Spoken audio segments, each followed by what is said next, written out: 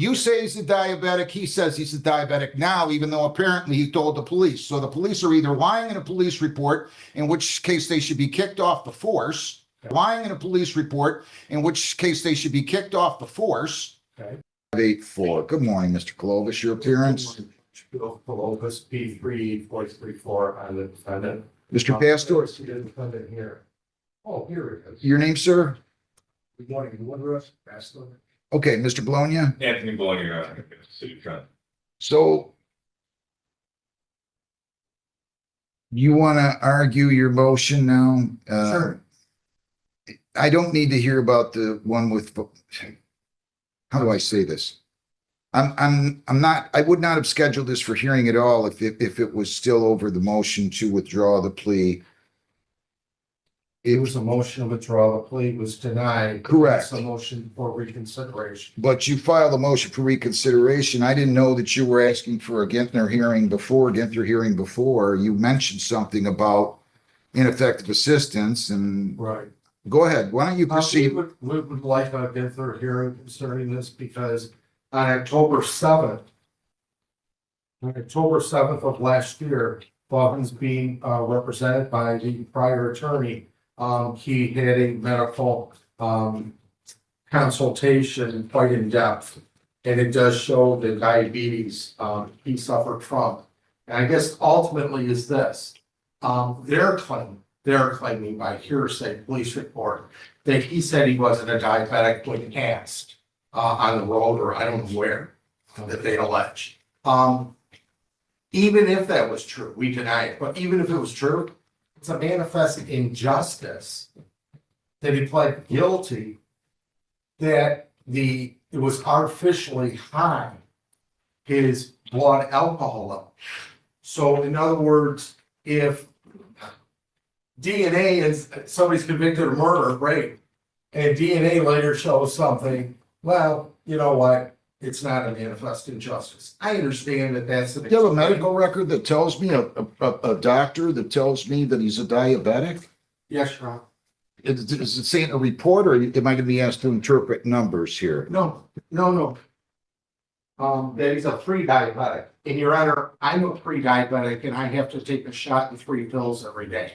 So I don't know where they come up with the word pre, but they called me that too. I guess after a certain number, you become a diabetic officially. But I take Ozempic and I take 3 other pills for my pre-diabetes. I know, but a lot of people take Ozempic just because they want to lose weight too. It ain't losing weight. Mine was almost going into shock when I was in Chicago about 2 years ago. Well, if this is a report dated October the 7th, Right. what is this medication that he's on? What kind of medication? Metformin. For what? Metformin. What's that for? Diabetes. I'm on 1,000 milligrams daily for the last 2 years. We had produced last time the prescription history from Myers. Have you seen this, Mr. Bologna? I have not yet. The pre-diabetes. That doesn't mean he's a diabetic though, right? Your Honor, I'm a pre-diabetic and I have to take the shot Why would he have told the police officer he wasn't diabetic? first. It's a police report, hearsay. Nobody's testified to that. And the bottom line is, Judge, respectfully, if they're inaccurate results, that's a miscarriage of justice. If they can't do that test. Well, wait a minute. You mean I could, if I'm diabetic, I could tell him I'm not diabetic, have him lure him into giving me an intoxilizer and then come back and argue that the intoxilizer results are invalid because you bought my lie and you relied on it and you didn't get a blood draw instead? Judge, I doubt very much that he knew scientifically that he can't take breathalyzer. His attorney didn't know, and it was never brought up at all. Because why would a lawyer bring it up when their client told the officer they weren't diabetic? Your Honor, that's hearsay right now. All right. You're relying 100% that the officer said that. Well, who are you relying on? You're handing me a police report you're handing me a medical report that says pre-diabetic. You say he's a diabetic, he says he's a diabetic now, even though apparently he told the police. So the police are either lying in a police report, in which case they should be kicked off the force. Okay. Who's saying he's a diabetic? This says pre-diabetes. What information do you have to tell me that the lawyer should have pursued that? Pre-diabetic is like diabetic. That's what I am. Well, you're saying that. I don't know that to be true. Making it up. Well, I don't know if you are or not. Oh, there you go. Okay. Well, you guys are coming in now saying there's diabetes involved, and I don't have any evidence of that. You got it in front of you right now. It says pre-diabetic. Oh. What do you have to say, Mr. Bologna? Your Honor, if the request is for a Ginther hearing at this point, it's focused on ineffective assistance of counsel. All we have to work off is what we have in the report and what was done up until now. The report says that he stated he was not diabetic. So the question is, was there ineffective assistance of counsel? The counsel is reviewing that report. I can only assume that he's not going to ask me follow-up questions as it relates to diabetes. So unless there's something that states where the client presented prior counsel with a statement saying I'm diabetic or medical records to prior counsel stating that he's diabetic, I think it's safe to assume that there was effective assistance of counsel in this whole process. His prior counsel didn't even know what diabetes does or pre-diabetes. Who said that? Hearing, I'll have a doctor sitting up there during the Gunther hearing and the former attorney. The results are just, they're void. We can't say, well, you said something to the officer, so we're gonna put everything aside. Okay, so I just want to ask you this question. If the officer comes in here and tells me, Judge, unequivocally, the defendant told me he was not diabetic. How, and if I believe that officer's testimony, you still think it's ineffective assistance of counsel because the defense lawyer didn't pursue an avenue when the officer had been told by the defendant, according to the officer, that he was not diabetic, and therefore that the defense simply could lure somebody in by saying, no, I'm not diabetic, wink, wink, and then go back and say, I was diabetic and the results are skewed. I can't even imagine a lawyer trying to argue that his client's diabetic if the officer was told by the defendant, if the officer was told by that, you're right, there are mistakes, that he was not diabetic. He's got medication with it. And it's on the report, his medication. Which report? The medical report or the police report? I believe both. I didn't ask you that. What report are you referring to? The medical? That report The has, medical report. and I'm sure the inventory, and I don't have the inventory report, has what was on it. I don't have an inventory report. I don't, What else? Anybody else want to help me out here and tell me why I'm thinking incorrectly? Mr. Bologna, Mr. Colovis? a hearing would resolve, so it would be a very short hearing. You're gonna bring in the doctor. I'll bring in his treating physician, not a made up one. And how long he's been on it. So what I'm saying is, let's just say that the officer heard that my client was not a diabetic. Let's just say, does that mean that test results go in? Absolutely not. You gotta lay foundation. And one of the foundations is, if you're a diabetic, then you blow. If you're conceding that he told the officer he was not diabetic, are you conceding that? No, I'm saying what, the worst case scenario, that's.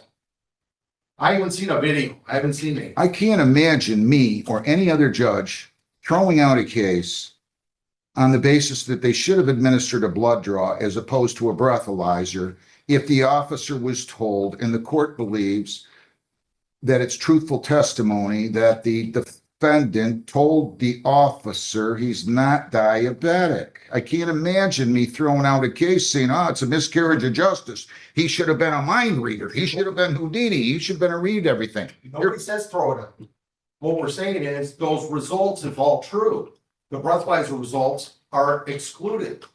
And now they can try their case the old fashioned way. Well, that's what I meant, throw out the results.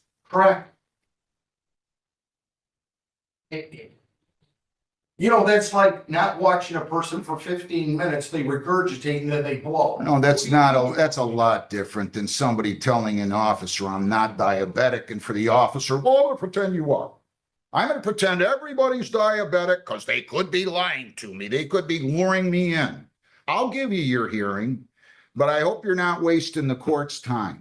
I will. You subpoena the officer, Mr. Bologna. I know you said at one point he doesn't work for the department. I want that officer here. And I want to hear testimony. But I can tell you, honestly, Mr. Kolovis, I can't imagine any judge worth 13 cents throwing out a breathalyzer because they administered a breathalyzer to a diabetic who happened to tell them that they weren't diabetic. So if the breathalyzer was not working properly, Did you hear what I said? you leave the results in. If I administered a breathalyzer because the defendant told me he was not diabetic, yes, I would. He also told him he wasn't drunk. It was for that. Come on. I'm not gonna argue about it with you. I'm just telling you. I have a feeling there's more to this, but I'll listen to it. We'll have a hearing. When are we gonna do the hearing? I want to do this quickly. Yes. How do you want to do it? 2 weeks, Judge, or how? Yes, May 7th. May 7th, you want to do 11 o'clock? Can we do it later in the morning? Because I'm in Ann Arbor again. That's where I was this morning. I had to drive right back there. All right, let's do May 7th. Yeah, 11 o'clock? Can we- You're gonna May subpoena? 2nd to May 10th, the family is on vacation. To where? For what? Why don't you tell the court? They're going down to Florida for conference. I can't hear you. I'm sorry. I needed to request a time between May 2nd to the May 10th. I tried to voice. You gotta keep your voice up. I'm sorry, sir. I needed to request time to the May 2nd to the May 10th. There's a medical conference. I go and meet like two of my doctors for it. I'm sorry about that. Let's, You want to do it before then? you gonna be able to get somebody here before then, Mr. Bologna? I have no clue on the officer's availability here, so I'll try my best. What days? Why don't you go call him real quick? See if you can get a hold of him. I'll see. Because I don't want to put this off to the 21st. I really don't. Can you, Thinking next Thursday? if everybody's available, that's exactly what I'm thinking. Your Honor, too, That's April 30th, right? yes. Being that this is a Ginther hearing, though, the hearing is to determine an effective assistance of counsel. Concern is we're gonna get into the weeds and create some type of record now as it relates to evidence that wasn't even put forth before this court in consideration of how we got here. That's the effective assistance of counsel.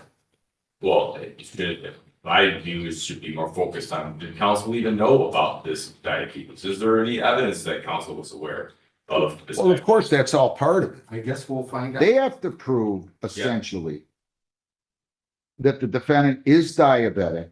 It was conveyed to defense counsel. Defense counsel didn't pursue any kind of defense, period. That's generally speaking, but that's what they're gonna have to prove.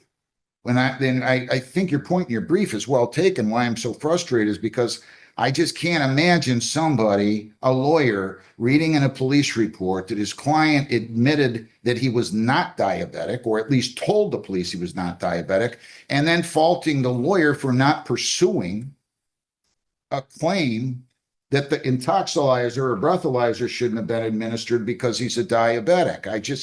I can't imagine it. I can't imagine somebody lying to the police about whether or not they're a diabetic. And even if he wanted to come in and claim that he was diabetic, if the officer's testimony is to be believed, let me be clear about this. How am I going to find that there's ineffective assistance of counsel? That being said, let's figure out what day we're going to do it. I will honor your client's ability to leave the state between May the 2nd and May the 10th. How about 4/29 as well? Next Thursday. I'll tell you what, I'll make it, am I good that time, Heather? On which date, Judge? April 29th at 11. Let me look at our docket. Is that the 29th? It's a Wednesday. That's a Oh, That's a Wednesday. Wednesday. Let me just check something. Thirtieth is what I thought. Yeah. Are you good at 11 on that day? But, yeah, Well, you're here with Judge Hessen though. I'll be here. Why don't we You- do it? We can You it. do have a trial at 11 on the 30th, What kind? a domestic violence. Let's do it at 1 on the 30th. Kathy, perfect. Now, here's the thing though. If either one of you can't get your officer here, can't get the doctor here, then we're gonna have to adjourn it. So you guys can be big boys and figure out a time with my judicial clerk, okay? That's great. April 30th at 1, okay? Thanks. sir. Thank you. All right. If you can just write those up for me, Tony, the other warrants or whatever they are, show causes. FPA's grab. and those? Yeah, Okay. I have the names. I'll take care of it. yeah, thank you.